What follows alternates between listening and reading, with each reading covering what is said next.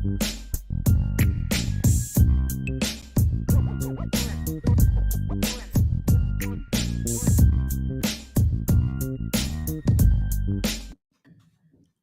to the show, IB Nation Sports Talk, up and rolling with Vince D'Addario. I'm Sean Stiers. We've got a lively crew in here tonight. Vince and I apologize. It is 6:03, but to be quite honest, Vince and I were talking about all of you before we logged on. It's true.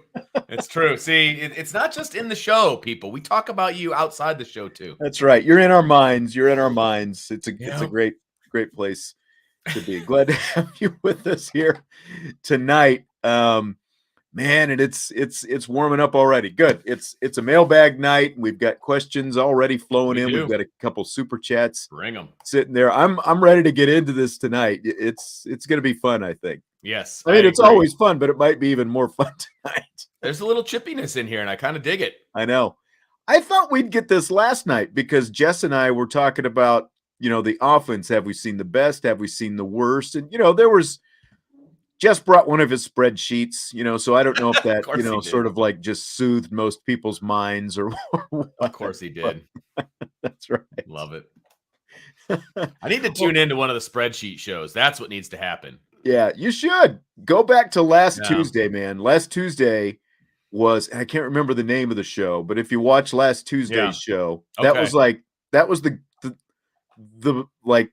whole with the personnel packages and the result of the play, and it was all about it was his thing was, is it play calling or execution? And he basically went through on every play. Okay, this one was execution, this one was play calling, and kind of did a tally like that. And again, he had the personnel packages all in the whole thing. It was facts mixed with opinion. Yeah, a lot of good stuff. A lot of good stuff. Kind of like this show, facts mixed with opinion, right? Truth. We try to lean on facts to form our opinions, but yes, as much as possible. You know how that goes. Hey, hit that like button. I mean, you're here and you're going crazy in the chats already, so you might as well hit the like button if you would. Help us out, help out Irish Breakdown, and of course, rate, review, and subscribe. I was just looking. There's some new Apple podcast reviews as well. Really? So are they good? At your own peril. There's a mixture. There's a mixture. Well, I mean, that's to be expected. Can't make everybody happy. You and I were mentioned in one, so I'll let you check it out. Gosh, now you're gonna make me wait for the whole show to check it out, too. All right. You're as bad as my son. I told people a couple of weeks ago if they, if they reviewed in the Apple podcast or whatever, that we'd read the reviews, and we didn't get many at that point. But hey, read them up. Well, do you want to start off with the one we were talking about? Why not? Let's just kick this off the right way. Let's just jump. Do it, baby. Bombshell. David Smith. Why isn't the media asking Marcus Freeman or Tommy Rees the tough questions about the offense not being up to par? Do they get the questions beforehand and say which ones they'll answer? That's my favorite part of that question, by the way, because it starts off with like, okay, this is a reasonable question. I'll entertain the question. Then it's like, does he get the answers beforehand? It's like, okay, stop. It is, I would say, it felt during COVID, it felt very rehearsed as to who they would call on when nobody was in person. When they had control of things through the Zoom, it was correct. I felt like that was a bit not rehearsed, but there were certain people that they would call on because you knew that those guys were going to ask softball questions and like serious softball questions, like things that didn't even have to do with the game that was being played. It's like, hey, today's a sunny day. How do you feel about that being at Notre Dame? Like those are the kind of, and you and I both know who those people are. It felt like those people would get called on an awful lot. Yeah. I will say that. Now that things are back to normal, I do not feel that is the case. Well, and it's different now, too, because we are in person. And, I haven't seen anybody denied the microphone. To this question, there is a decorum when you work in the media. There is a certain sense of professionalism. I mean, the bottom line is covering a team the way when you're on the beat covering a team on a day-to-day basis, your job is to be as objective as possible. And like Sure. me personally, what I learned a long time ago is, and sometimes it's easier and sometimes it's harder. I have to remove my emotion from the equation when I'm covering a team so that I can be as objective as possible. And I know that pretty much, probably 90% at least or more of the people on the beat obviously feel the same way. And there are Notre Dame alums who are on this beat, and I know that those guys feel the same way based upon the way I observe them going about their job. Now they still have Notre Dame degrees hanging on their wall, but they're trying to be as impartial as possible when they're covering this team. And like, Sure. to the question about asking the tough questions, I mean, I'm not sure what you want to ask. Like, I heard, just the other day, one of said Notre Dame alums asked Marcus Freeman, "Your red zone defense has not been good. How are you going to fix it?" In as many words, I'm paraphrasing, obviously, Right. but Of course. like, what else do you want him to say? I mean, is he supposed to say your red zone defense sucks, you idiot? How are you supposed to, what are you going to do about it? I mean, he literally, it was like, your red zone defense has not been, what steps are you taking to make it better? I don't know if that's a quote unquote tough question or not, but I think all the appropriate questions have been asked, and there is a way to go about asking them. For one, if you're sitting face to face with someone, and I saw Derek say this, go into work tomorrow and ask your boss the tough questions everyone wants to know. Let us know how it goes. And it's like, yeah, if you're sitting with your boss, you can't go in there confrontationally and think that you're going to get a reasonable response to whatever it is you're asking him if you go in a confrontational manner. And when you're covering a team like this on the beat day after day through the season and year after year, personally, I've been here for 22 years. You've been here for what, 18 now doing this. Yeah. And other people have been here for longer than us, obviously. Sure. But you can't go about it in a confrontational fashion, or they can, choose to do with you whatever they, like, I haven't seen this happen in a long time, but there was a time where someone was basically denied the microphone for a while, with the in-person stuff. And is Marcus Freeman our boss? No, he's not our boss, right? So I mean, the parallel is hilarious, but it's not to a T. But at the same time, they do have control over how we do our jobs, right? Because they can deny you the microphone, they can deny you access, they can deny you. Now, they haven't done this in a really long time, like you said. They have the right to they reserve the right. They don't have to give us a credential if they don't want to. And nobody's gotten in a fight with Marcus Freeman either. You know what I mean? So like, if you do that, if you go to those lengths, if you want to get into a verbal sparring match with Marcus Freeman, then you're putting your livelihood on the line, is what I will say. Right. And there's no need for that. You can get the information that you need, and then we have our forum here where we can discuss what we want to discuss. And, I will say in the past, Notre Dame was much more wary about what was being said outside of press conferences and things of that nature. I mean, this, I know this from facts, right? They were very wary, and they would listen to what people would say, and they would be like, hey, let's not say that. I don't think that's really the case anymore, at least not to the degree that it used to be. No, I agree. And it's not a CNN debate. I knew Robert, or I knew John Kennedy. You, sir, are no John Kennedy. Right. That's a classic line. Well done. I know. And again, I feel like there have been a lot of the questions that need to be asked have been asked. As a coach, we know by now, even a first-year head coach who is going through this for the first time, they're going to answer things the way they want to answer them anyway. We've got some stuff coming up in rapid fire about some things that were asked of Tommy Rees yesterday, because they did say Tommy Rees, and not just Marcus Freeman, but some things that Tommy Rees said at his media session yesterday. And, again, they're going to answer things the way they want to. Absolutely. You ask you ask the questions that you think are pertinent, the best ones you can. Absolutely. Absolutely. And I, as I said, I said this on Monday, I think Marcus Freeman's almost a little bit too honest at times, like sometimes. I know. I mean, there have been a couple times where it's like, yeah, you don't really probably need to tell us that right now because not Exactly. that he's giving away like game plans, but just about like the way he thinks about some things. Exactly. Some of the inner working, some of his, thought process. And look, it's refreshing. I will say that. It is refreshing, but at the same time, it's like you need to hold things a little bit more closely, closer to the vest, I would say.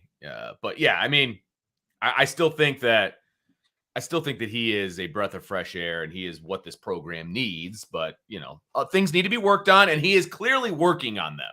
I will say that much. So, yes, but no, there's no point in getting into a verbal, fist fight with Marcus Freeman. That doesn't do anybody any good. Again, there are some distressing things that we've seen, but he is 7 games into his tenure, and it was funny because I was going back. I did an interview with Niele Ivey a couple of weeks ago, and the podcast is up. And I asked her, "You're going into year 3 now. How are you most different as a head coach?" And she just talked about, that first year, like everything was a first time experience, and times like things were so fast sometimes. And now going into year 3, things have slowed down a lot. She's been through a lot of those things. Sure. And it just feels a lot different already. And so I do think that, and again, we said some of this coming in with Marcus Freeman. We just didn't know to what degree some of these things would be. But time is going to take care of some of these things, you hope. Right. And there are varying results for first-time for sure head coaches around the country, from Lincoln Riley and it's completely agree. And we've seen the growth in Niele over those 2 years. Now this being her third, there's been tremendous growth. And I will say that if you follow women's basketball, I think we were all a little bit disappointed in her first season as far as from a wins-loss, standpoint. I think they lost some games they probably shouldn't have lost, that kind of a thing. And hopefully 2 years from now, we can all look back at this season and be like, yeah, they lost to some people they shouldn't have lost to, but now we're a national title contender because that's where Niele's team is. I mean, they are one of the top upper echelon, at least in the preseason rankings, right? They're one of the upper echelon teams. And, that's exciting. And I know you're excited to call those games. And that's next week. So, and I mean, I could see a difference like in like some end of game strategy and substitutions and things, like big difference from year 1 to year 2. You could tell.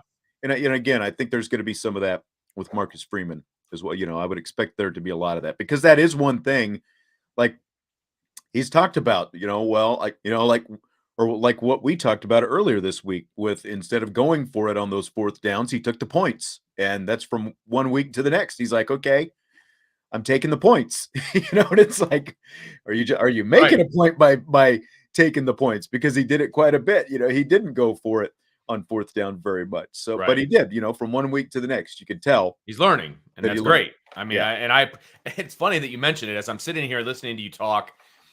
There are a lot of parallels between Niele Ivey and Marcus Freeman. There are a lot of parallels. Yeah. It's going to be, and I'm interested to see how. Well, I mean, think about it just from the fact of Freeman's following the all-time winningest coach. So's Niele Ivey. Yep, absolutely. For their programs. Yeah, Hall of Famer on one side. BK's not a Hall of Famer yet, but he's won a lot of games. I don't know. I would think at some point he's probably got a pretty good shot to be in the College Football Hall of Fame. But both of them were considered one of the top assistants in their game when they were finished being assistants, right? I mean, Niele was in the NBA for goodness sakes. So I mean, they were both looked at as the best at what they do, and then they both got their first head coaching job at the University of Notre Dame. Right. And I realize the football end of things is bigger overall, but women's basketball at Notre Dame is no slouch because of what Muffet McGraw did. Again, both of them followed very high-profile coaches at a very high-profile institution. Right. So. Exactly. So, I see a lot of parallels there. Young, really, really good at recruiting. All of those different things. There's a lot of parallels there. It's going to be fun to watch both of their careers and kind of how they match up and mesh up as they move forward. Concur. I just like this one. Dropping dimes. Would you rather watch the 2016 team lose to Texas 10 times or watch this year's team lose to Marshall 10 times? I don't want to ever watch Notre Dame lose to Marshall again. At least you can explain away Texas and say, well, it's Texas. At least they have a history of winning. Marshall has a movie, and that's about it. So, no, I would take Texas every single time on this one. Every time. I would too. No doubt. That Marshall was just like, not only was it a loss, it was just an ugly game, and just the whole thing. Yeah, just not good. Okay. Stymie Snurdly. Why does a touchback on a kickoff come out to the 25, but a touchdown on a punt or touchback on a punt only comes out to the 20? Because the NCAA says so. They'll say safety. I mean, that'll be their answer. I think they were trying to. They don't want kick because returns. They're trying to minimize kickoff returns. They're trying to give some extra incentive to just take the touchback, right? And so you get it at the 25 instead of the 20. I think that's the thing. Yeah, they don't want teams to return kickoffs. They don't, and returning punts is a lot less dangerous from a full speed situation because you are allowed to block gunners.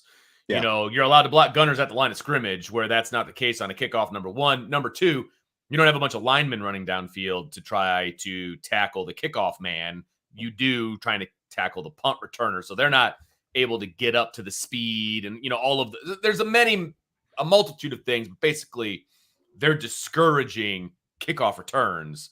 They don't really care about punt returns because, well, again, let's be honest, most teams are fair catching punt returns anyway. Very true. Yep. Very good explanation as well.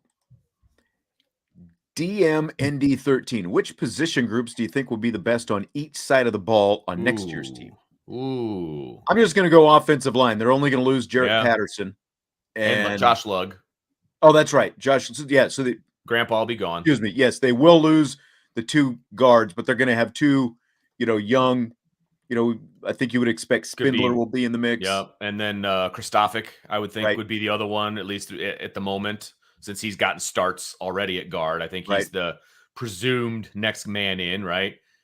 I think the offensive line will be really good. It's hard for me to go away from the running backs, though. I mean, that's true. You should get all those guys back, and you'll get Jabron Payne back, and you're going to have quite a stable there at running back. So it would be a toss up for me between the offensive line, and I think I would go running back just because, in theory, as long as Chris Tyree doesn't leave for the NFL, which I don't think he's going to, you literally get everybody back.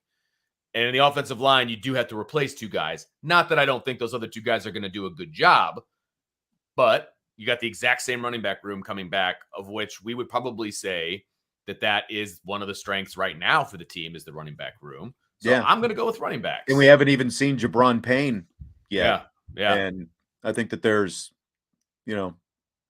some potential there as well.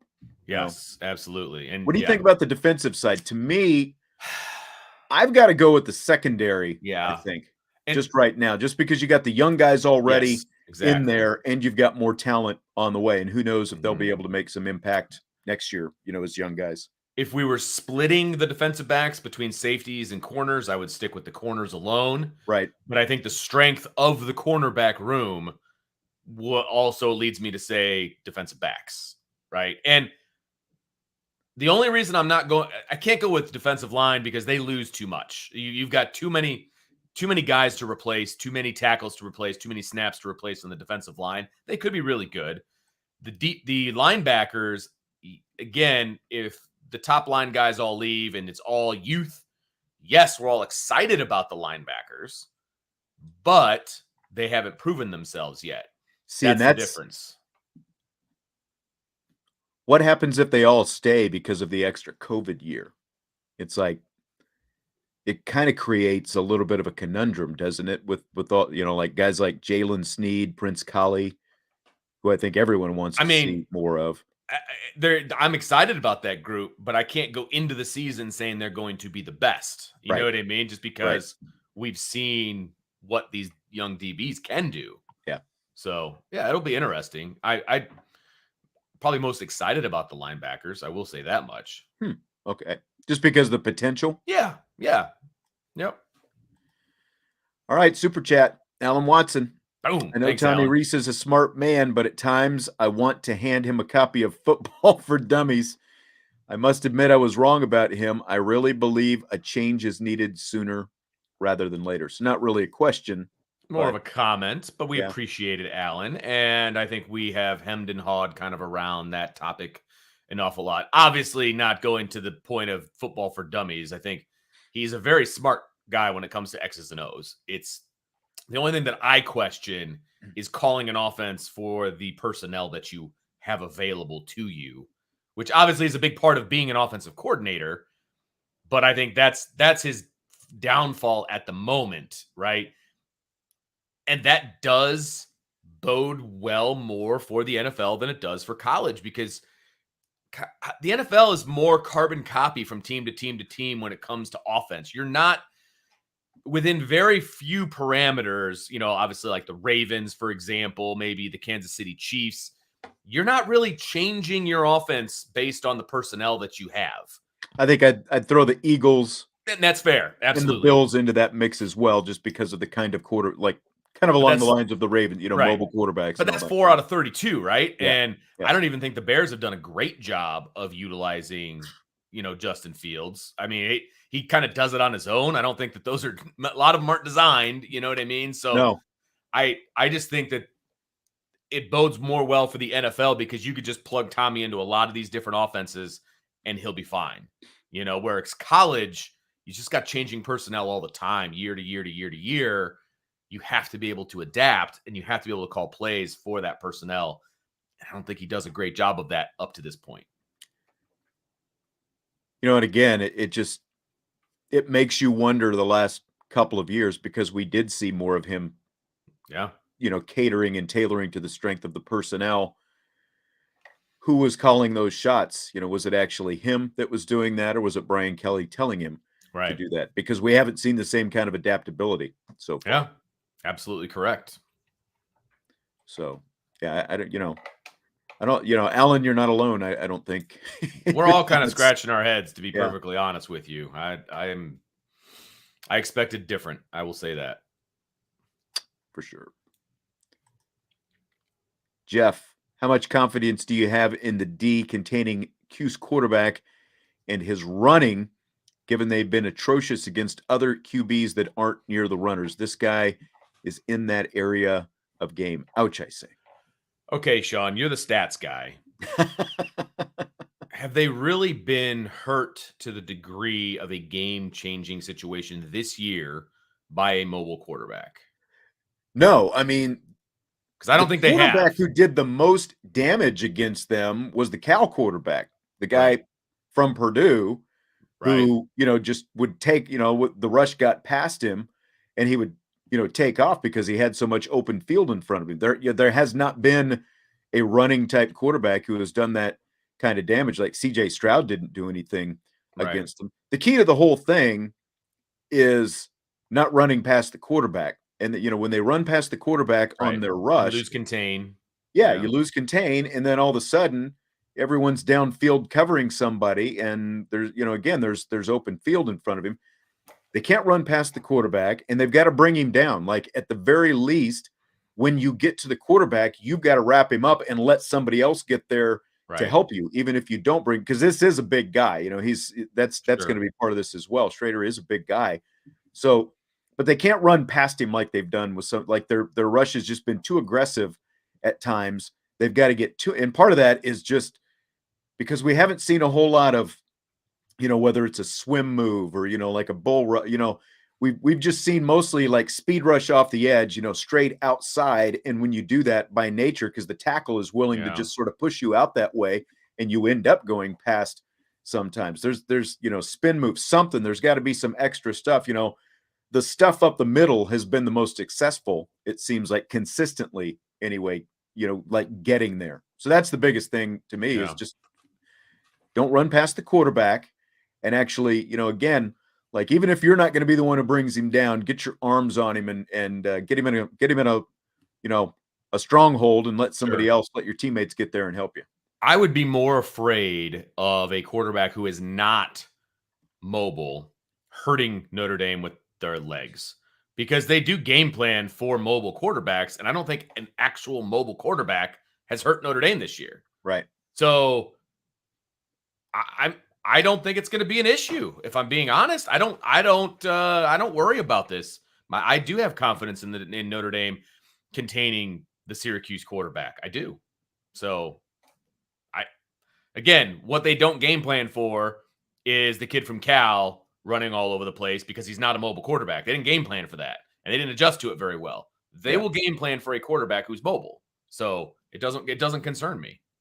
By the way, RE, the running back room we were just talking about, someone on Twitter just told us, don't forget about J.D. Price in the running back room. Absolutely. That's a good point as well. And Love, who just committed to Notre Dame. I mean, maybe he'll be in the slot more or whatever because he's more of an athlete than he is a running back, but they're going to have plenty of talent back there. There's no doubt about that. Yeah, that room is shaping up right now. Absolutely. Anthony wants to know, would you prefer Notre Dame flip a top quarterback for the 2023 class, use the portal, or both? Both.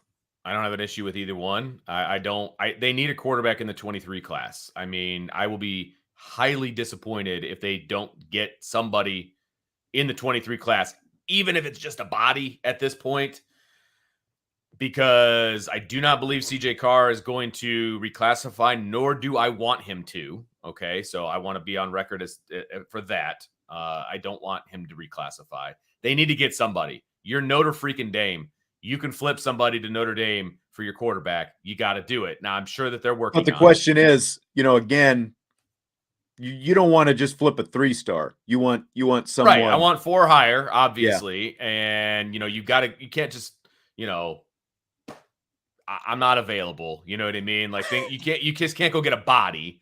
Right. Exactly. And as far as the transfer portal is concerned, people think that the transfer portal is some magical, mystical place where you're going to find a starting quarterback ready and waiting.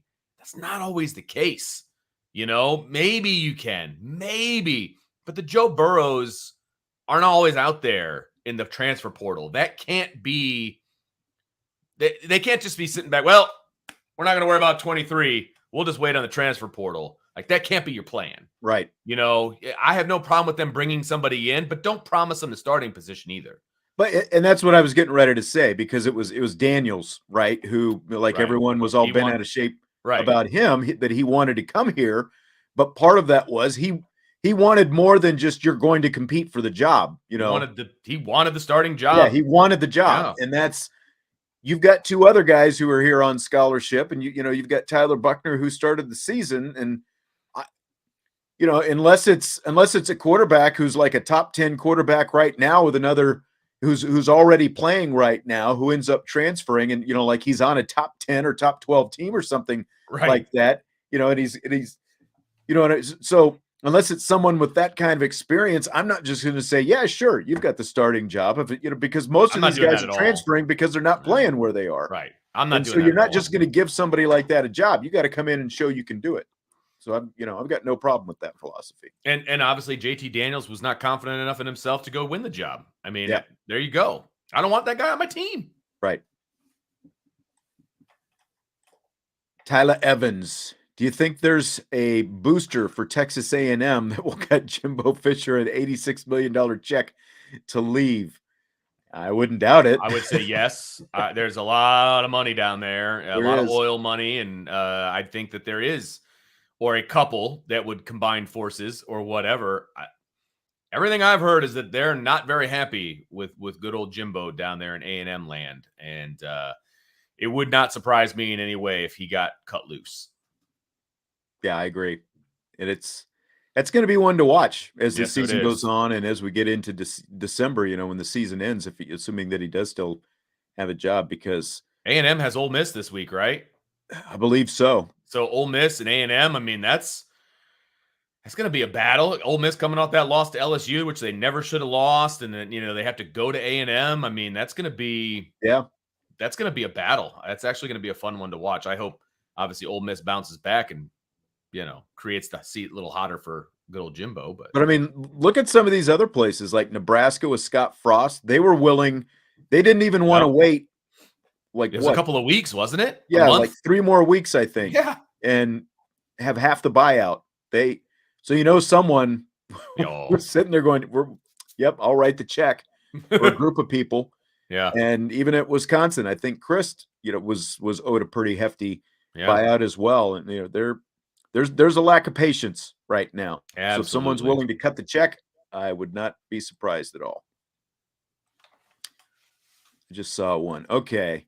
Back to another super chat. Is it Reese or Pine or a combination? I'm going to go with C. It is a combination of the two because, yes, do I like the game plan that Reese is calling? Not especially, but Pine is not completing the balls that he needs to complete either. I mean, he's leaving touchdowns on the feet. He's leaving touchdowns out there. So it's both. I mean, there's no question about it. It's both.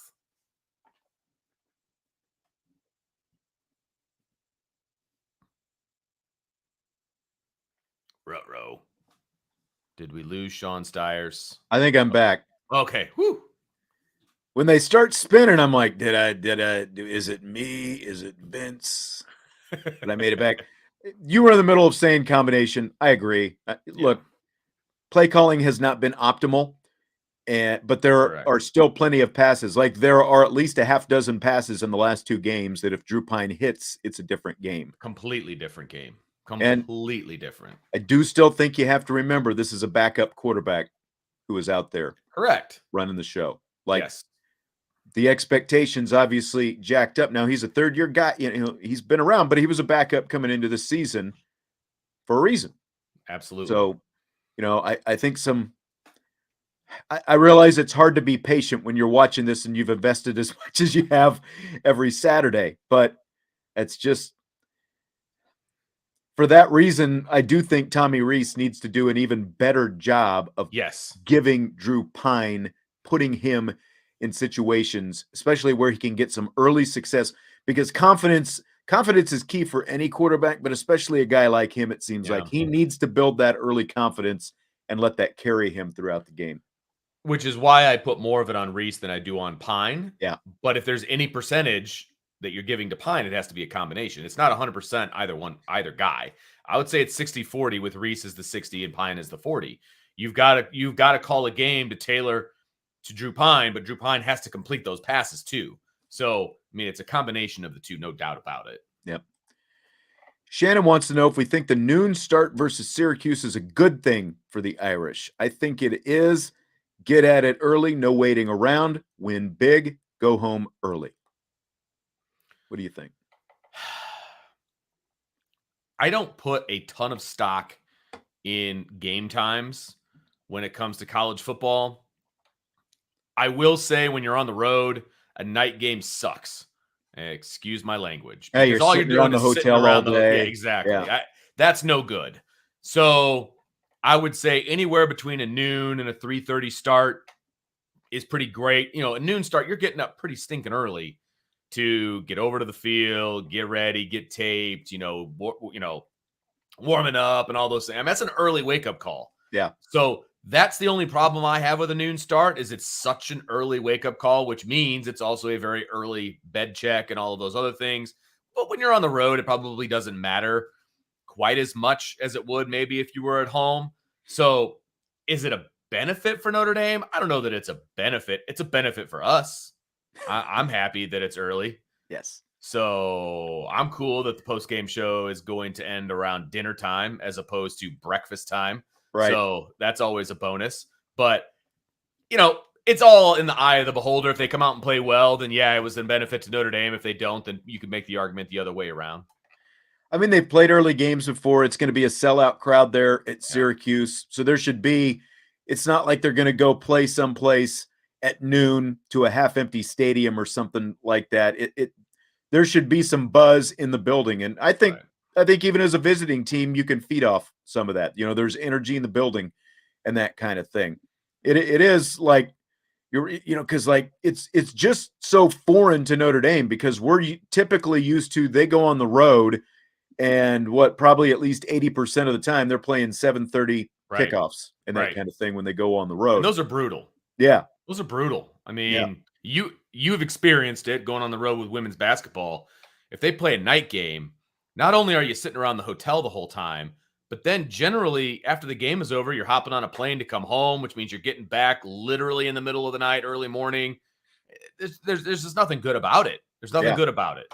Yeah, we're going to Northwestern next month, and they're playing a 9 p.m. Eastern time game after, you go, because again, you got to go over the night before, you do the whole thing, the whole routine and all that stuff. So I think there can be some benefit to it, but it is different for Notre Dame. So who knows? I mean, I'm really curious to see, because we still have like the whole home versus away, and that's a question that that came up, I think, last week as well. The home versus away thing has still stuck. They haven't played well at home. They've played much better on the road against good teams. Well, I'm fairly confident about this week. Yeah, and this is going to be the second time they played the number 16 team in the country on the road, because BYU is number 16, Syracuse is number 16. Yeah. Get them both. Well, I guess, Shamrock Series, but it was away from home anyway. It's the West Coast practically. So, yeah, I mean, you're 2 time zones over. Yeah. Compared to Indiana, it's on the West Coast. I mean, I do want to throw this one in here right away. Dropping Dimes wants to know if we're still doing a countdown show. Yeah. Yes. Of course we are. It's 10 to noon, maybe 10 to 11:50 or so, just to make sure we get. Or even earlier than that, because there's a podcast that has to be posted before the game starts. And once the game starts, we got to be focused. Yes. I can't be editing audio while the game is going on. So yes. And this is a game where I also am very thankful that I'm not working for my old employer, because the countdown show that I would have done would have started at 7 a.m. That's a hard pass at this point. So we are always 10 to noon, regardless of kickoff time. So make sure you guys tune in 10 to noon on Saturday. So thank you, Dropping Dimes. Appreciate that. Yep. We will absolutely be there Saturday morning. We'll be right here with you. Just go ahead and throw this one. Vince, who's the signature on the Louisville Slugger bat behind you? It is a Ryan Sandberg bat, and it has a fake signature, like an engraved signature on it, and it has like his stats and his MVP and all of that. Well, back when he was a single A manager, and I forget what organization was it for. It wasn't for the Cubs organization, was it? I think it was. Was it? Okay. But it was before they were here. Yes. Yeah. So at the time, the Cubs organization was Peoria.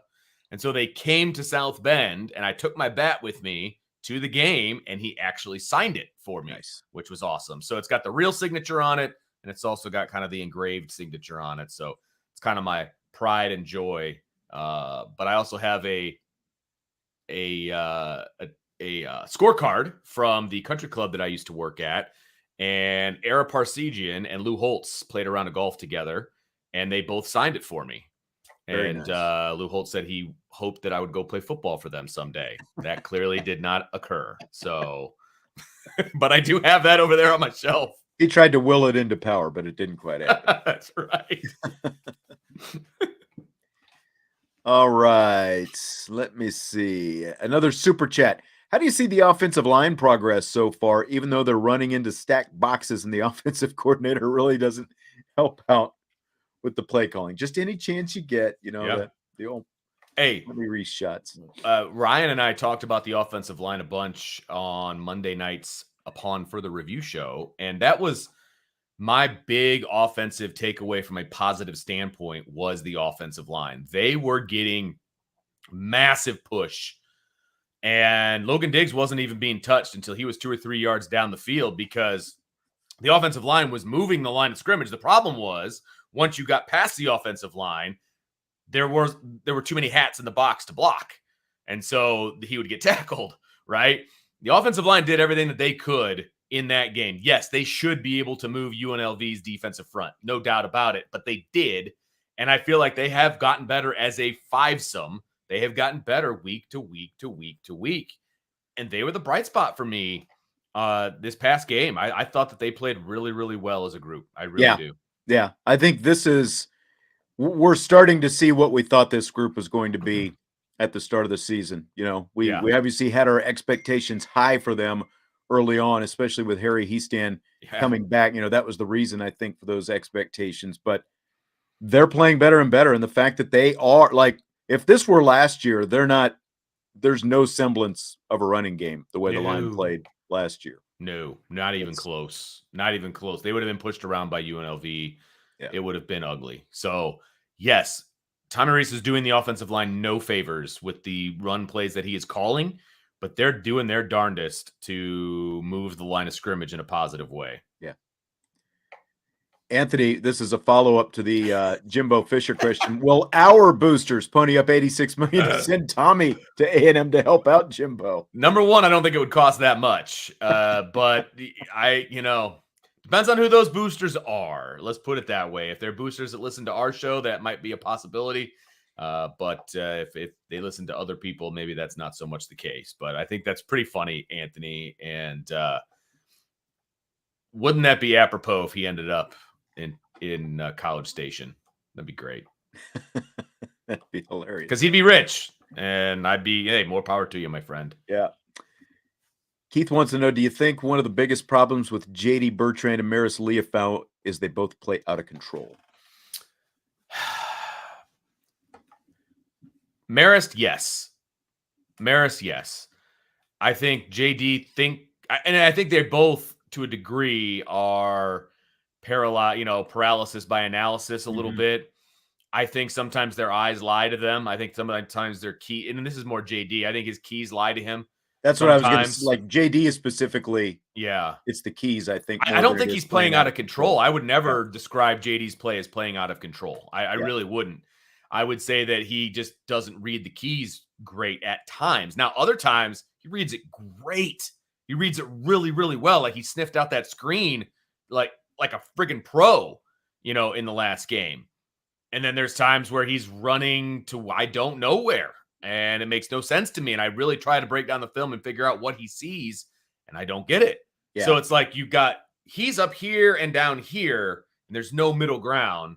Maris is just, you got to give him something to fire at, and that's what he's going to do, and that's where he's going to be at his best. And like Al Golden was asked about JD last week, and he was asked about the criticism that JD gets, and you can tell Al Golden is not reading or listening. He's not on social media. He's not listening to anything, because he was like, there's criticism of JD Bertrand. Like who would totally criticize JD Bertrand? Hilarious. But then what he went into was he talked about JD's leadership, and leadership and what you do on the field are two completely different things. I mean, I think everyone will agree that JD is a great leader, and he does a lot of great things off the field as well, with the charities and all, the philanthropical stuff and all that kind of thing.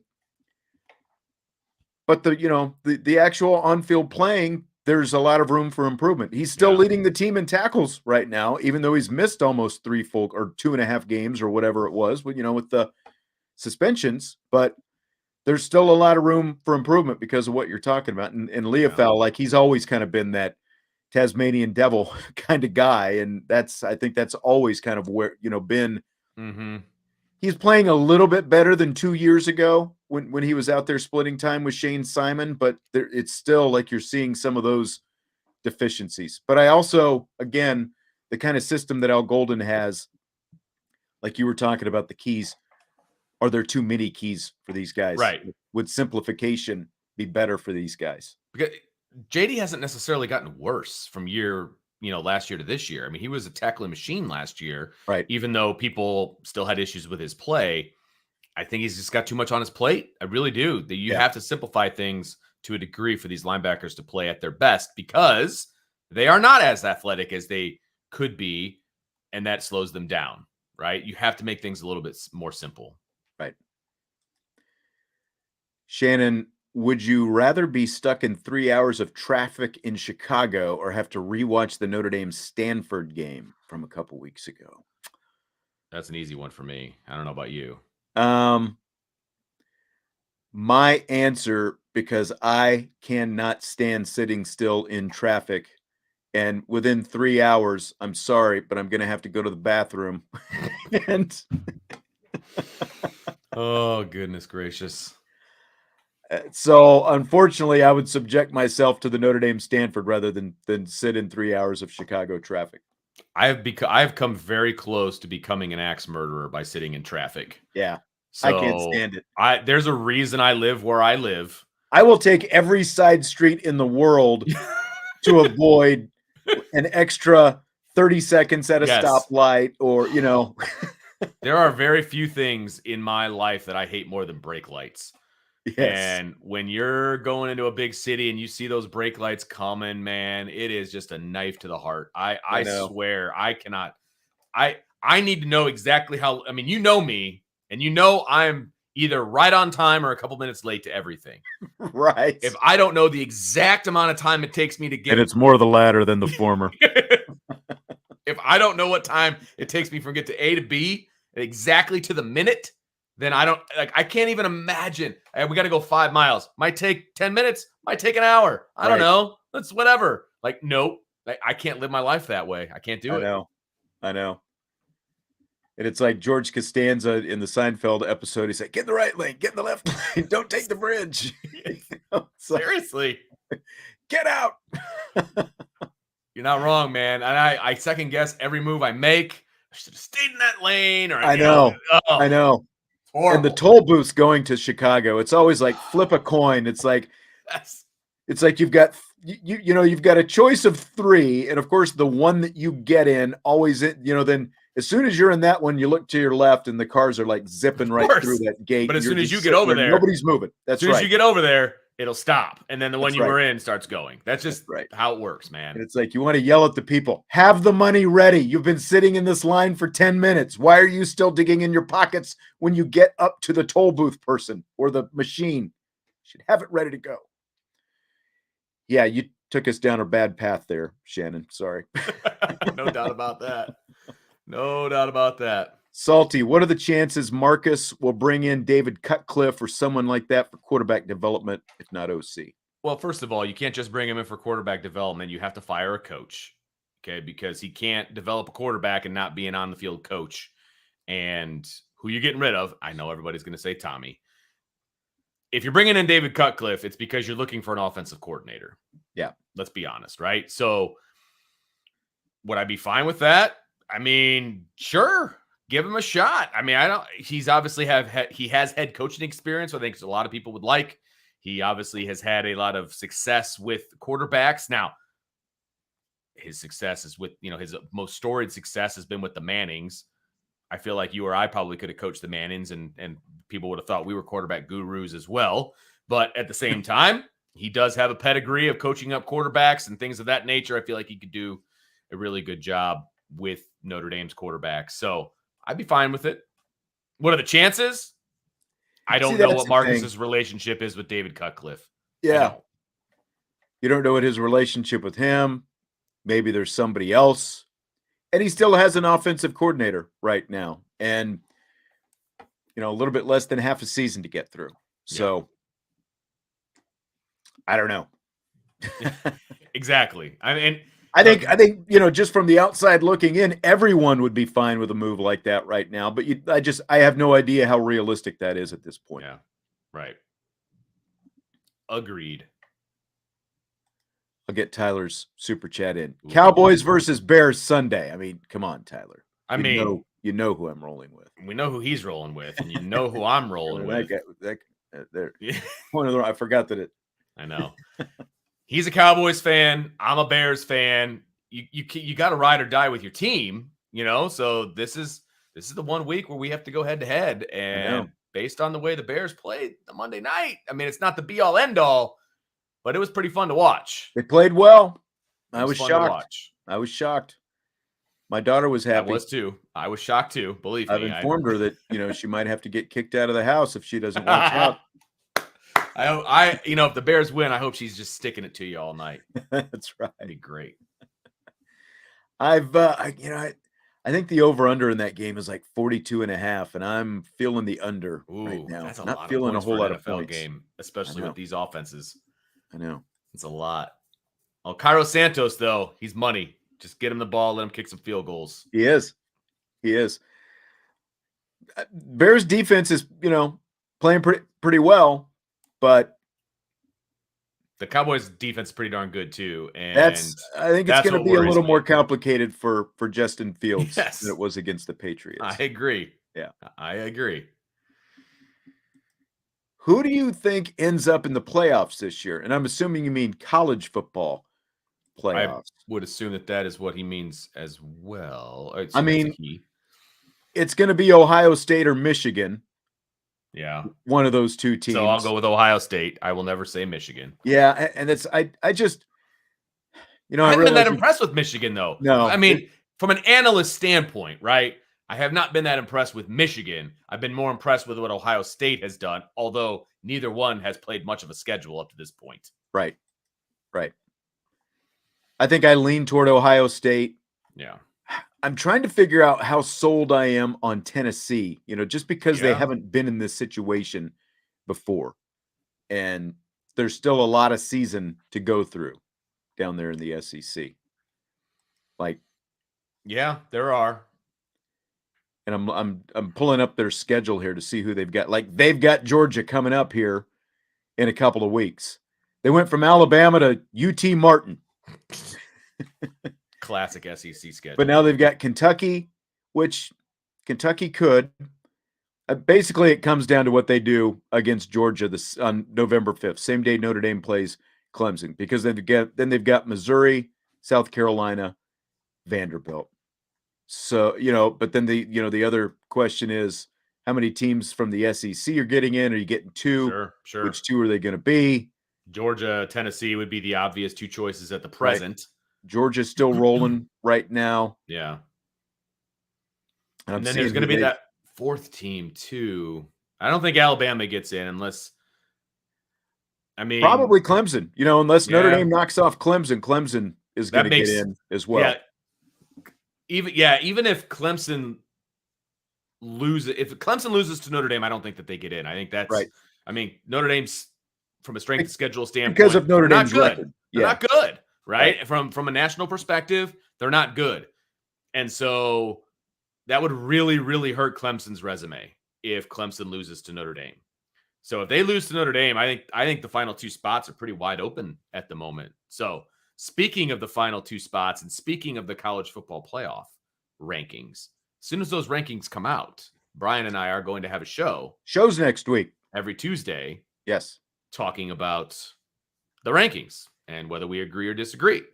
So, and it might be here. We might be doing it on this show next week, since yes, there's some in the air. There are things being talked about, because I know I'll be around, and I don't, because with women's basketball starting, I sent out this email to all the guys the other day, and I'm sure their heads all exploded trying to ingest all these conflicts that I have coming up, but I will be in town next Tuesday, and Brian and I talked about maybe we do it, like at the end of the show or something like that. Yeah, because we don't need to go into what we talked about with that, but yes. But there will be Tuesday college football playoff ranking reveal type shows. Yes. Yeah. And if I remember right from last year, the time of the ranking would move based on programming at ESPN. So, well, I was going to say, with basketball starting, because there were times where it'd be on at halftime of a basketball game. Right. That kind of thing. Really annoying. Yeah. Really, really annoying to have a set time for a show, and then the rankings aren't even out yet. So yeah. I agree. Right. Tyler, when are you going to join the Big Ten Conference? Because my Buckeyes would love to beat you guys on a regular basis. We're letting Ohio State fans back in here. Well, I did star that one from Tyler, and then about 3 comments later, I blocked him. So okay. I figured I'd keep him in, because even with the end of the thing, I didn't see what he was saying. Was he just going nuts? Oh, yeah, Notre Dame's a dumpster fire. Okay, goodbye. Right. But see you, Tyler. The first part, I don't mind the question. The answer is no time in the near future.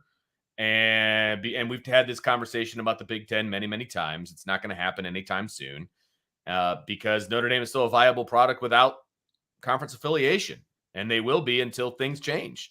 And the expansion of the playoff only cements that for me. So I don't see them joining a conference anytime soon.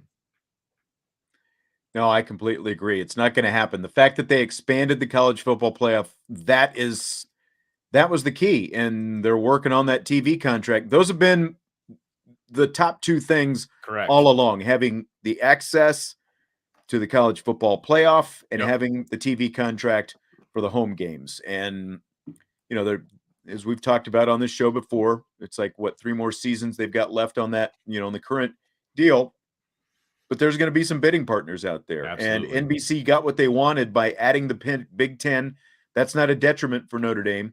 NBC wanted more than just Notre Dame. They wanted to be able to basically have as much college football as possible on Saturdays. Notre Dame, in addition to something else, they got a Big Ten package for prime time, and they're going to have Notre Dame as well. Or, not, we don't know for sure, but I think that there are going to be some competitors in that bidding as well, because with all this different things, I think Fox could be in the mix. I think CBS might even be in the mix. And who knows, like if Disney, ABC would want to be in that mix. So I don't see him joining any conference anytime soon. It's not a Frosty. Let me see. I'm looking something up here real quick. All right, fair enough. I'll pull this up then. Derek wants to know if I'm drinking a Frosty. It is not. It is a soft drink, but I was very tempted to get a Frosty when my meal was over for lunch. So very tempted. I did donate $1 to homeless children to get 5 free Frosties. And they're sitting right on my dashboard on my car, and I need to start cashing those in. So nice. I'm excited about that, and I hope my $1 really goes to help the homeless children. Where okay, here it is. I was going to say I lost it. So Mr. 2.0, given how this season's gone for both the team and for individual players, do you see the Animalola twins both coming back next year along with Riley Mills? So that's what I was looking up. Yeah. So, okay. Jason has played. This is his 5th year, and he has played 11 games, 8 games, 13 games last year, and he's on set. So this is it for Jason. Year 5. No matter what. Yeah, and this is year 5, and he's played 5. So he's using his COVID year right now. Exactly. And Justin only played 3 games as a freshman. So he has 1 more year left. And I would think he would come back. Man, I would be putting a pretty hard sell on Justin because the Viper position is wide open after this year, because I know people were counting on Keon Keeley kind of taking that spot as a true freshman, which at the same time, even if Keon Keeley was coming in, I would still be begging Justin to come back because I'm not pinning all my hopes and dreams on a true freshman on the defensive line. But now that has become even more of an open position. And so, like, look, Justin, you are going to be the dude on the defensive line if you come back. Yes. And you will only raise your draft stock, et cetera, et cetera, et cetera. I am begging him to come back. So regardless of how this season went, I'm still begging Justin to come back. I agree. And I think that he should. He's played well this year. Don't get me wrong, but he hasn't played NFL well. Right. And it's been in, a reserve type role. I mean, he's not a starter, right? And he's been getting snaps, don't get me wrong, but he's not the man on the line. Next year he could be. He could be considered one of those guys. So, yeah, I think he'll I think the staff will definitely try to get him to come back. And I think he's a smart kid, and I think he'll make that the right decision. I hope. Yeah. I hope. Hunter wants to know, how bad did the Stanford loss hurt the recruiting? I don't think it did. I mean, we've talked about this a bunch. Is the win-loss record important to recruiting? It's okay. I mean, it's a factor, but I don't think it's a very high factor, to be honest, because, again, you've got Marcus Freeman selling, what these kids are trying to buy, and he can loop the win-loss record however he wants to make it, you know what I mean, to make it appealing to a recruit. Hey, see that kid? He sucks. That's your spot. Let's get in, let's make it happen. Yeah, obviously wouldn't say it like that, but you know what I mean? Like, you can spin it any way you want. If you're an offensive lineman, hey, you're not going to play right away, but when you do, you're going to be coached by Harry Heastan and you're going to go to the NFL. Yep. Or if it's a position of need, like, hey, look at these wide receivers. It's going to be the lowest output for wide receivers since the Bob Davie era. We could use you right now. Yep. So, I mean, you can spin it any way you want. And I fully anticipate Marcus Freeman will do that. Yeah. I think that, from the outside, there's more hand-wringing than from the inside when it comes to actual wins and losses, because after 2016, the recruiting, they had Absolutely. they had a good recruiting class, and they started, the recruiting continued to get better, and I think that becomes part of the pitch. Hey, we need you out there. Yeah. You can help us, that kind of Absolutely. thing. Yep. So No question. You can sell it any way you want. I mean, that's how you recruit. I mean, and I trust Marcus Freeman in that arena very much. Shamrocker, are you open to predicting against Notre Dame on a few of these upcoming games? I'm always open to it. Yeah, I mean, I'm not sure what the intent of that is, but I think they're trying to. Are you a true homer? right. Are you a homer? I mean, if that's it, I mean, like I'm not going to. Well, I haven't done my pick for Syracuse yet. I will tell you, I'm going to pick Notre Dame to win because I like how they play on the road. I don't know any specifics yet. And that's the only thing. Like, if this was a home game, I think I'd probably pick Syracuse for sure. To be quite honest, the way they played at home. Yeah.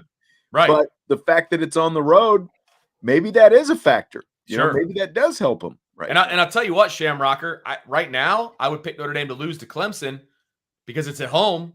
But I have a feeling they're just going to play really, really well. It's going to be a good game plan, all these different things against Syracuse, and it's going to change my mind. I'm going to be like, okay, they figured it out. Let's go. And then they're going to lay an egg.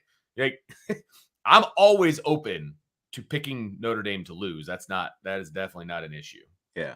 Stymie wants to know if there'll be an IB basketball show this year. Maybe not daily, but at least once a week. I mean, once January and February roll around. IB Nation Sports Talk. That's right.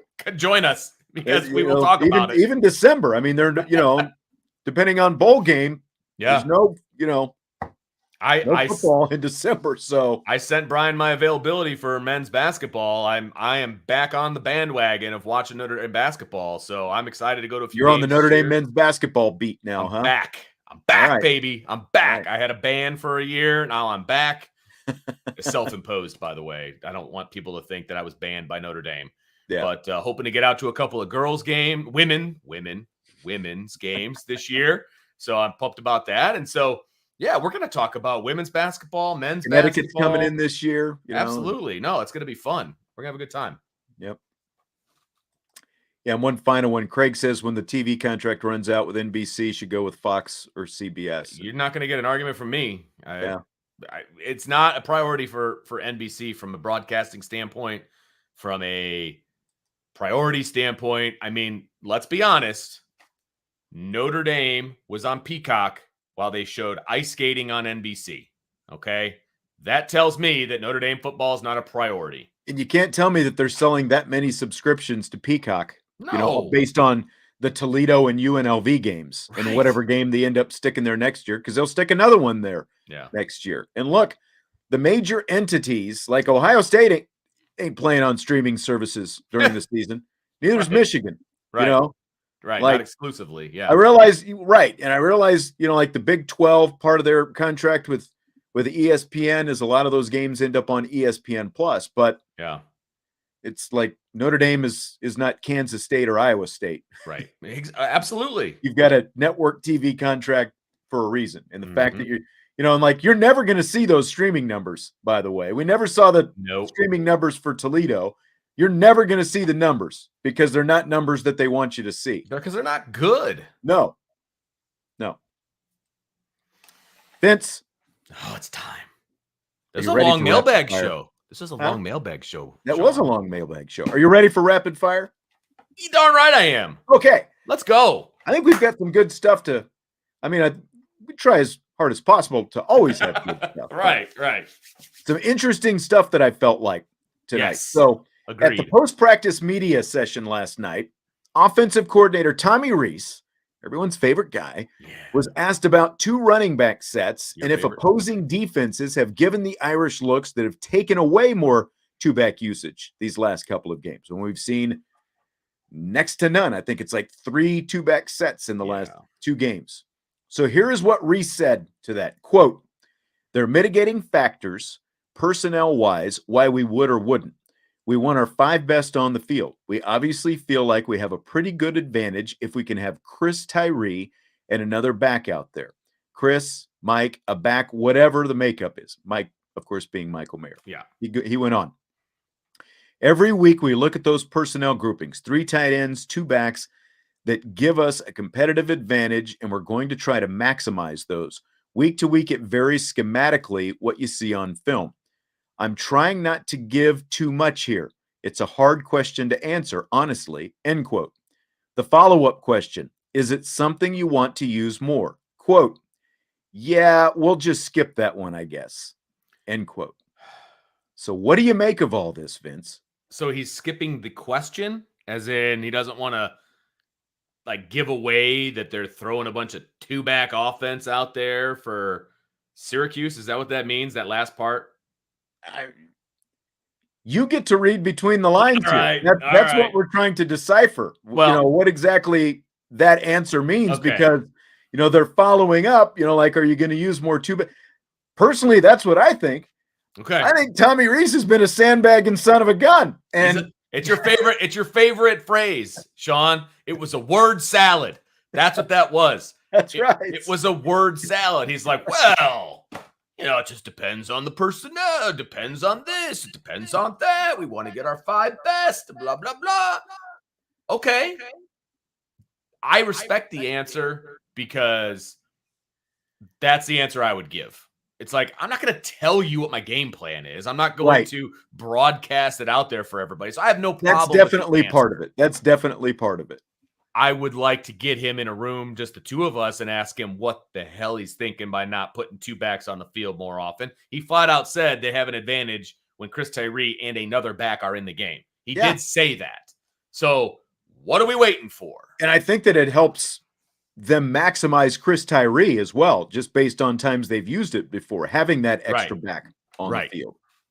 Yes. Well, I agree. What are you waiting for? Does it go back to what I was, my conspiracy theory, like, are you holding it back because it's like you don't want the last 2 games, so you don't want Syracuse and Clemson to see? I mean, now obviously somebody's going back and looking at every game, and it's like, okay, they've got these 2-back personnel sets. Sure. They haven't used them the last couple of games, but they got them. I think we're going to see more of it, personally, especially like when you look at Syracuse's secondary and how good, that's the strength of their defense. I think that their defense is solid across the board, but the secondary is the strength. I think we're going to see more of it. Jesse and I, we're talking a lot about the 2-backs last night. When you have 2 backs, as opposed to, Michael Mayer is always going to be the one, or at least 99% of the time is going to be the one tight end when there's one tight end on the field and whoever else happens to be out there.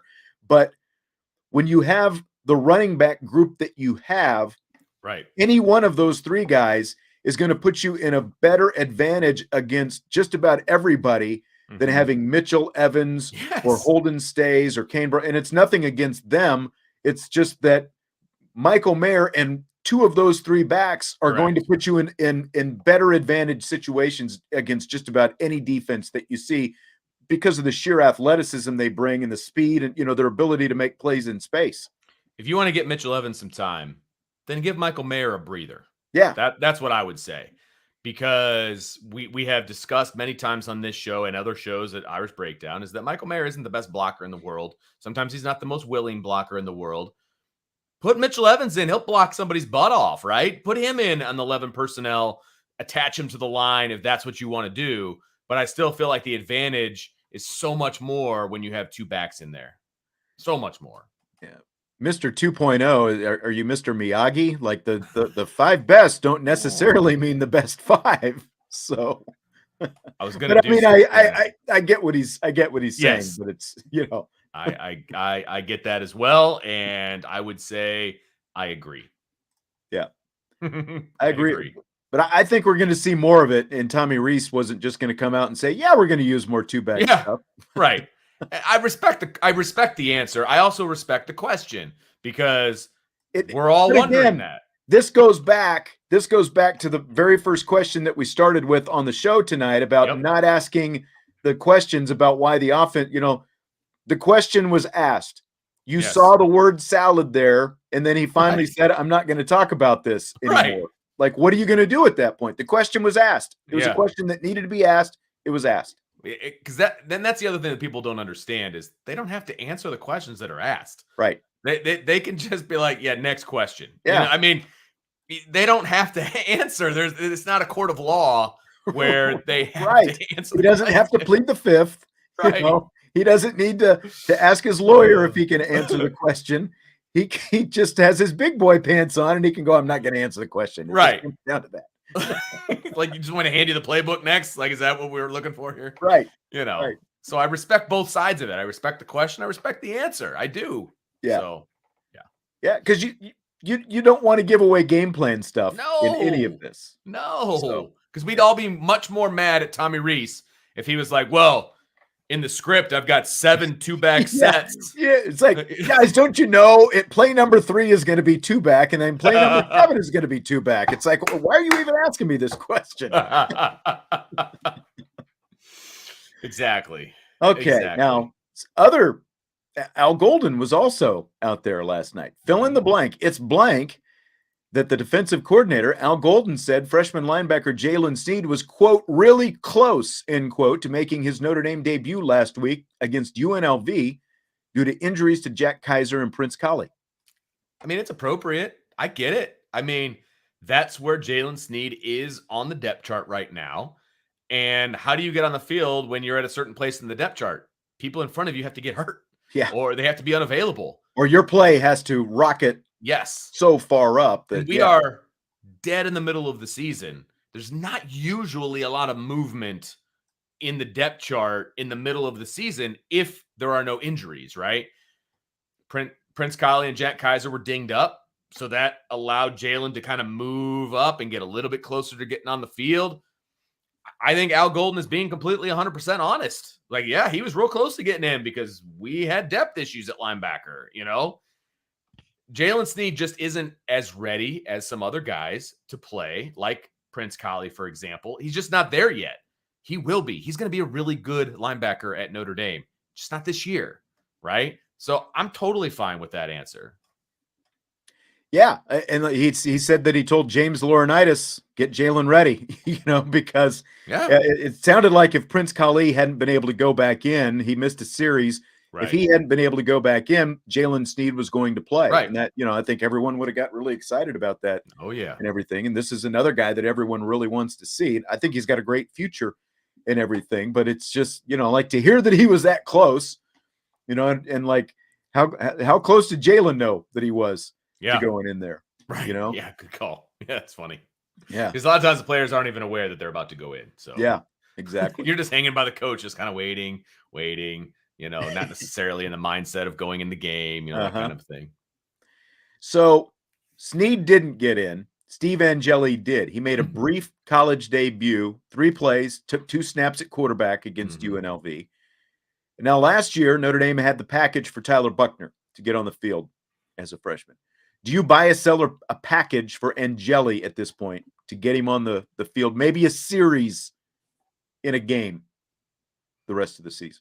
Like, big sell for me. I don't see how that, because at this point it's what's best for the team. And bringing in Steve Angeli is not going to mix up the offense like it did when you would bring in Tyler Buckner, because he had a completely different skill set than Jack Cohn, which is why, yes, it was great for experience purposes. That was a byproduct of it. But the main reason that he had a package is because he brought something to the table that Jack Cohn didn't. Right. And so it's a sell for me because Steve Angeli is too similar to Drew Pine at this point. He's too similar. Yes, they're different. He's taller. Okay, I get all that. But they're too similar in quarterbacks. It doesn't give you your offense a boost. Right. Like exactly what you said right there, for one. And the fact that Marcus Freeman was like, when I asked him about it after the game, he said it was basically based on score. Like if Notre Dame had gone up again by 3 touchdowns, like midway to late in the fourth quarter, Steve Angeli was probably going in, but the game got too close.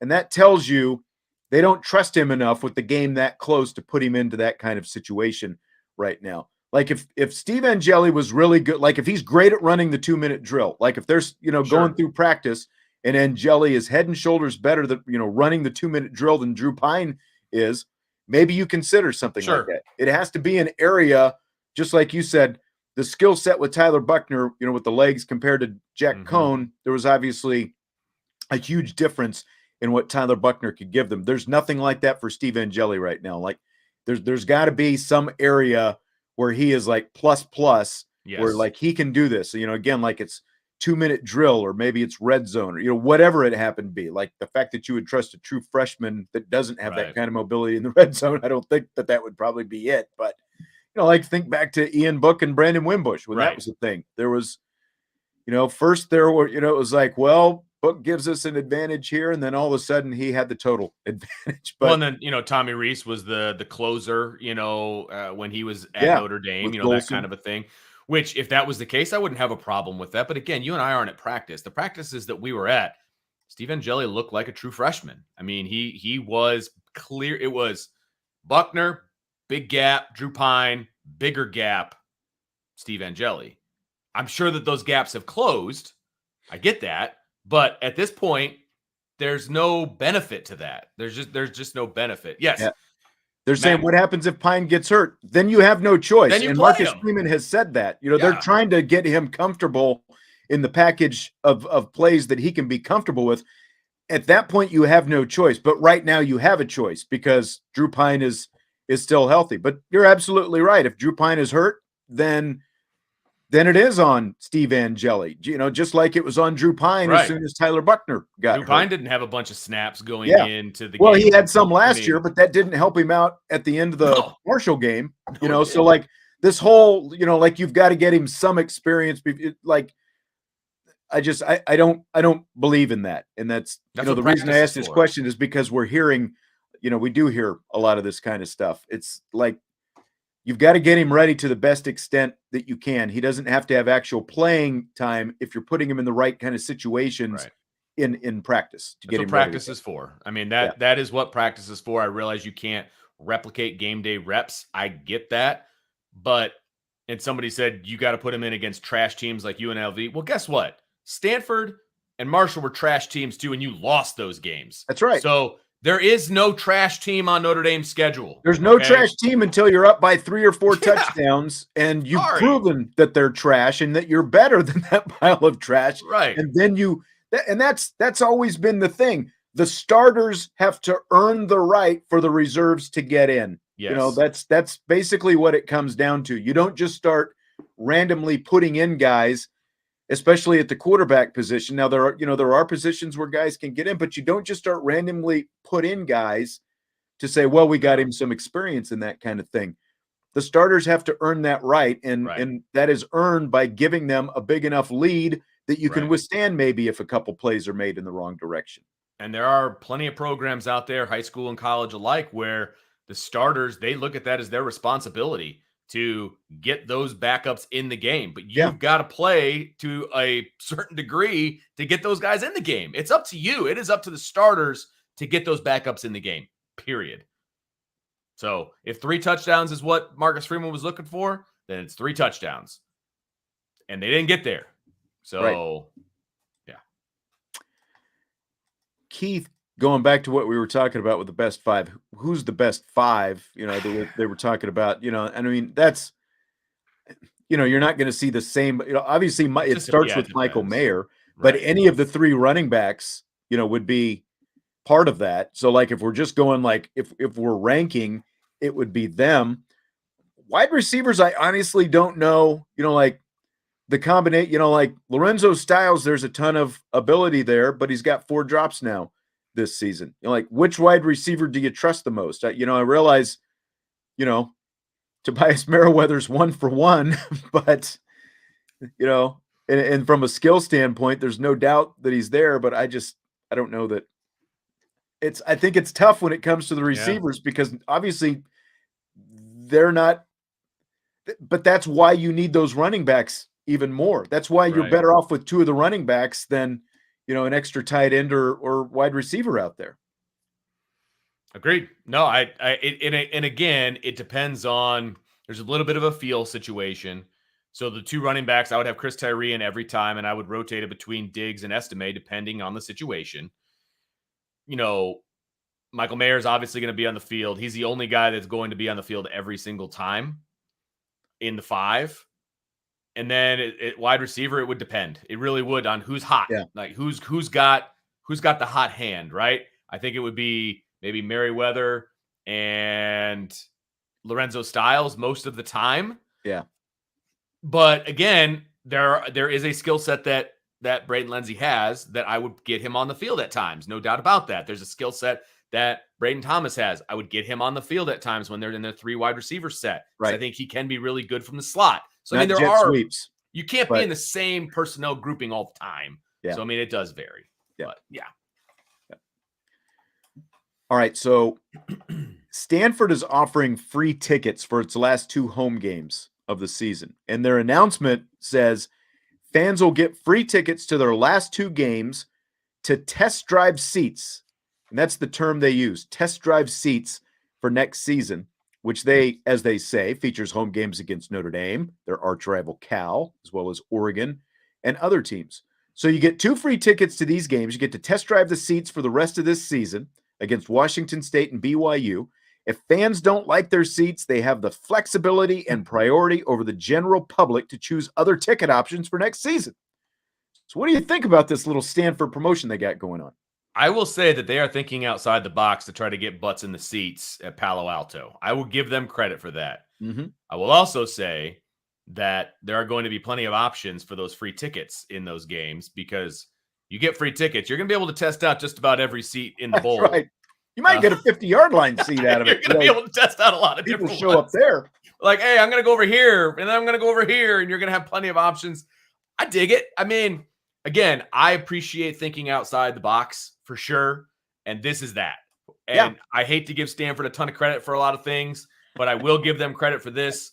I think they are thinking outside the box to try to get people in their seats, and good for them. Because if I'm Notre Dame, I want to play in front of a crowd, and Stanford has a tough time packing them in. So. Yeah. And I think the priority thing for next year is really that's kind of like, it's not just like you're getting 2 free seats this year, which, again, it's like 2 free tickets. Even though the team sucks, you still beat Notre Dame and you're getting free tickets to go to the games. And not only do you get the free tickets this year, if you want, you get priority for next year. I dig it. If you want them. And so it's like, why not? Season tickets to Stanford can't possibly be that expensive. No, I wouldn't think so. And you're in Silicon Valley. So people got money up in the Stanford region of things. And so, hey man, I like it. I do. I give them a lot of credit. There's no way Notre Dame's giving away free tickets like that. They did give away free tickets to UNLV, but true. Not like that, they're not. No. You might have to give them away to Tennessee State, though, next year.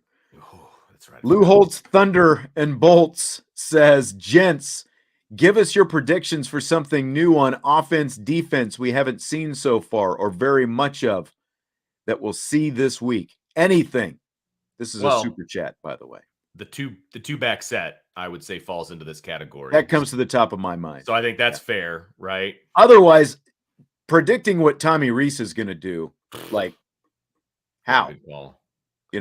Good call. I mean, I'd like to say, Tobias Merriweather is going to have a 5-catch game and he's going to go for over 100 yards, but that's a pretty tall order based on what we've seen so far. And defensively, I don't really see anything changing. I think everybody's going to be healthy, that they need to be healthy. So I think you're going to see kind of the normal rotation at linebacker, at safety, things of that nature. They've already moved Ben Morrison into the starting lineup. He's getting the most snaps as a corner. I mean, I don't think that's going to change. It's funny. Stymie says an interception would be some new and welcome this week. Yes, it would. And we know the conditions are going to be very nice in the dome, if not a little bit hot. So go get that pick. Go get that thing. That's fine. Here's a good one. Because, it's not like any of us were going to predict the Mitchell Evans play last week. But, Derek, what did the Kansas City offense do this week? They took the Mitchell Evans play from Travis Kelce. So, good question. It's really Vince, funny. It's McRib season. Do you do the McRib? There are very few things that I find more disgusting than the McRib. I'm glad to know there's a line you draw. I mean, look. I will do the fast food thing. Obviously, I know. That's like I said. I'm glad to know there's a line you draw. The McRib is just, I mean, they literally form the meat to look like a rib cage. Yes. I got a problem with that. Oh, I'm sorry. It's a hard pass for the McRib for me. They form the meat, and apparently it's like, like shoulder like pieces that they grind down, and then they add, like these fillers and stuff to it. And it's like a piece of rubber with barbecue sauce on it. And I'm not a fan of barbecue sauce either. So really, I'm not a barbecue. I didn't know fan. that. Yeah. Well, you're from Northern Indiana, so that's fair. There are some barbecue that I will eat, but as a general rule, I am not a barbecue fan. So barbecue sauce fan. Yeah. So I hate Chief Brody says I've had the McRib. Well, people have had the McRib. I hate McDonald's. I don't eat there besides the McRib and a Coke. Wow. So you won't eat anything at McDonald's except the McRib. Like, I feel like your priorities are a little askew there, Chief. Just saying. No kidding. There's other things at McDonald's that are better than the McRib. Ooh, Anthony, Memphis barbecue. See, I'm not well-traveled enough. I've never been to Memphis. I like Texas barbecue. I think, even though I'm from, close to Kansas some time City. in Texas. I mean, Kansas City is more into the sauces, and I'm not like a heavy sauce. I like, like the good dry rub Texas, but I like the Carolina, like a nice vinegary sauce to go with it. So I don't like the sweet barbecue sauce. I get that. But Memphis barbecue is good too. All barbecue is good barbecue. Let's be honest. But Chief Brody's a Chick-fil-A guy. And we are a Chick-fil-A family as well. The problem is I have to give up a portion of my house in order to go to Chick-fil-A because it's so expensive. Yeah, so take a family of 7 to Chick-fil-A, you're dipping into the paycheck a little bit. And Mr. 2.0 is just bringing the heat, I see. Brian was right. Un-American. He does not eat McRib, and he does not watch the Rocky movies. I can get behind the McRib. But have you seen Vision Quest, by the way? Have you seen No, I need to see that. I actually want to see that. Sean McDermott, the Buffalo Bills head coach, was talking about Vision Quest. I think he was a high school wrestler, too. He was talking about Vision Quest on Good Morning, or one of the NFL Network earlier today. So I bet that made you smile, didn't little it? Vision Quest shout. Matthew Modine, my man. That's right. Take down, shoot. I do want to see that movie. So if you find it on a streaming net channel. I've got the DVD if you've still got a DVD player. I do, in the basement. I mean, how do you think I don't have that movie, right? See, I know, right? Speaking of wrestling, and I know we're traveling down a dangerous path here. My 7-year-old comes home with wrestling signups. He's like, Dad, I want to wrestle. Really? Let's go, boy. There's hope for the D'Adarios yet. Let's go. Let's do it. Go. I was so excited. He has shown zero interest in athletics until today. That is awesome. That is awesome. You know why he wants to do it? Because he wants to beat up my oldest son. There you go. That's what he told me. I was like, hey, to take down Dylan. Whatever the motivation is, he's 15. I don't think that's going to happen. But whatever the motivation is, kid, let's go. All right. Awesome. Well, let's wrap it up with that. We had a lot of good stuff tonight. Appreciate all the participation. Yes. And don't forget, there is an IB countdown to kickoff. I guess we should be reiterating that since there was some question about that earlier in the show. We will have it still. We'll be there, and USMA 87 loves Vision Quest as well. Shout out to you. But we will have IB countdown to kickoff 10 o'clock Saturday morning, as always. Even though we've got that noon game, we might just abbreviate it a little bit. Talk to the Syracuse guy today, so we'll have that coming up and all that kind of good stuff. So beautiful. Got that on the way.